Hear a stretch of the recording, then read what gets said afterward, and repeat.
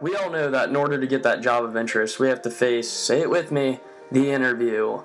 Yes, the dreadful interview. But a positive side of this, it is such a great way to expand on your knowledge and improve on personal skills. And preparing for an interview is definitely no walk in the park, except for those that claim themselves as natural in interviews. But aside from this point, most of us are not natural, which is why I'm going to explain 4 key rules that you can follow to help nail your next interview.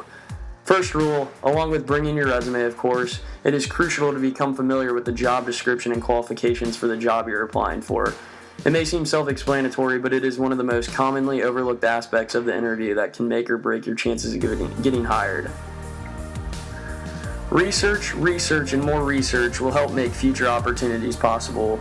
There's no such thing as doing too much research because more likely than not, the interviewer will ask questions based on what you know about the company. Now, if you respond with a, I don't know, that job that you wanted so badly may have just slipped through your fingers. Moving on to rule number 2.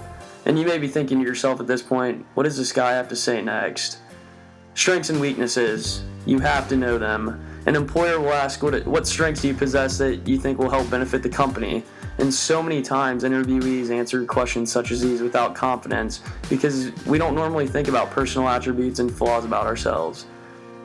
People especially don't spend much time thinking about weaknesses because perhaps they don't have any, but it's time to face reality. Everyone has flaws that he or she can improve on. Rule number 3, be sure to ask the interviewer questions after he or she has asked the final question. Ask questions related to the company itself, more of what your specific job will entail, or even about the interviewer's role in the company.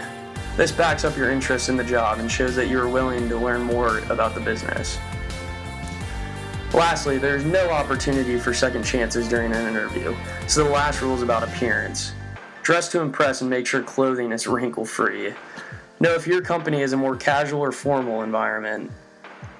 In a formal interview, men should wear a dark suit, white or light solid shirt, a contrasting conservative tie, polished shoes, and long dark socks. On the other hand, women's clothing should consist of a business suit or jacket, dress pants or skirt, little makeup, low comfortable shoes, skin-toned stockings, and overall minimal jewelry should be worn or exposed by men and women in interviews.